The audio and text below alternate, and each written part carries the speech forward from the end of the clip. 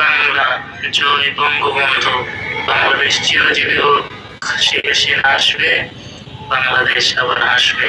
এখানে আমার ভুলটা কোথায়? সে তো আমাকে মারতে চায়, তাহলে কি চুরি পরে আমি বসে থাকবো নাকি? ধানমন্ডি 32, আমি আবারও বলছি, অনেক ঘটনা যেটা আপনারা জানেন না, আর আমাদের কিছু মিডিয়ার ভাইয়েরা আছে রিল আকারে অল্প অল্প করে দেয়, গুরুত্বপূর্ণ টপিকগুলো মিস করে, তারা অল্প এই জন্যই দেয় ভিউগুলো ভাইরাল হবে। আমি স্পষ্ট বলছি আপনাদের উদ্দেশ্যে, একটা কথাও মিথ্যা বলবো না।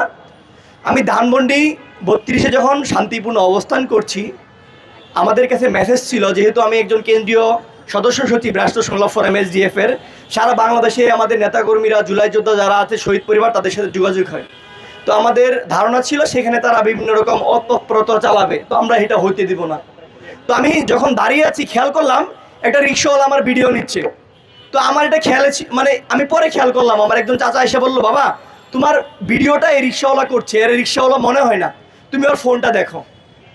তো মিডিয়ার বাইরে কয়েকজন ছিল, তার কাছে যাই দেখি আমার ভিডিওটা টোটালি একটা লিডারের কাছে পাঠাইছে আমার মুভমেন্ট চেক করার জন্য, আমাকে মারার জন্য, অথচ তার দুদিন আগেও আমাকে হত্যার হুমকি দেওয়া হয়েছে।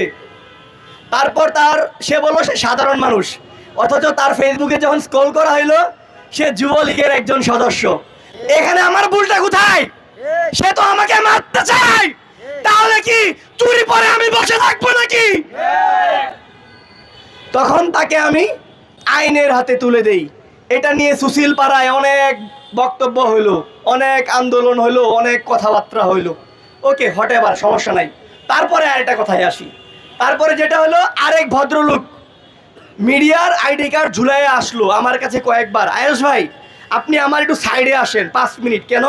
যে আপনাকে নিয়ে একটা টক শোতে যাব, আপনার সাথে কথা আছে। আমি এই লোকটাকে সন্দেহপূর্ণ মনে করলাম। এই লোকটার ছবিটা আমাদের একটা গ্রুপ আছে সারা বাংলাদেশে, ওইখানে পাঠাইলাম যে এই লোকটা কোন জেলার হইতে পারে।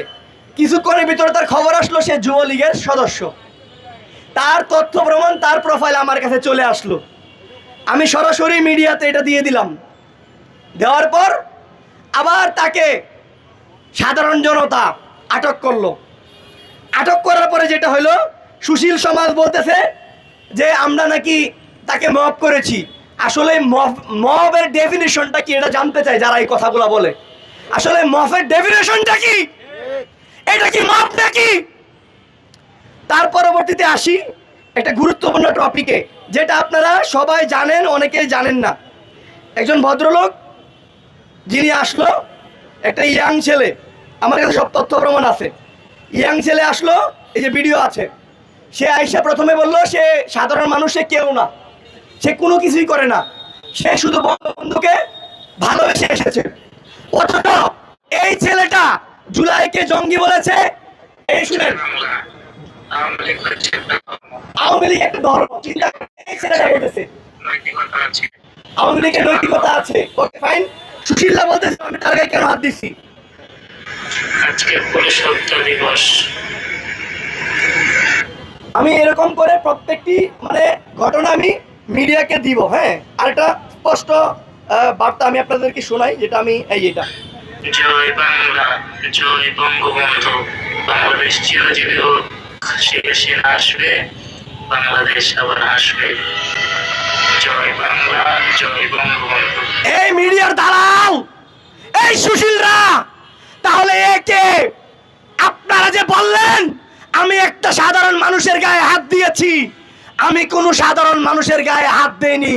আমি হাত দিয়েছি যে জুলাই গণ অভ্যুত্থানকে কটাক্ষ করেছে, যে শহীদদেরকে গালাগালি করেছে, যে বর্তমান প্রধানমন্ত্রী তারেক রহমানকে যার সন্তান বলেছে। আমি একজন রাষ্ট্রের নাগরিক হিসেবে এটা আমার দায়িত্ব ছিল, সেটা আমি পালন করেছি।